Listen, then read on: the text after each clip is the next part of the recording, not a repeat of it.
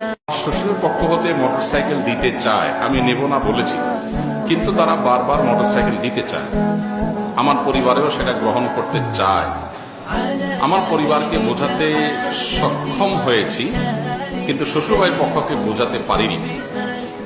এ মাসে মোটরসাইকেল কিনে দিতে চায়, এটা গ্রহণ করা ঠিক হবে? আপনি যখন নিতে চাচ্ছেন না, ওনারা জোরাজোরি করছেন, মোটরসাইকেল আপনি আমাকে দিতে পারেন। তাহলে মাসআলাগত ভাবে শ্বশুরও বিপদে পড়বে না, আপনিও বিপদে পড়বেন না, কারণ আমি তার মেয়ে বিয়ে করি নাই। সো আমি নিলে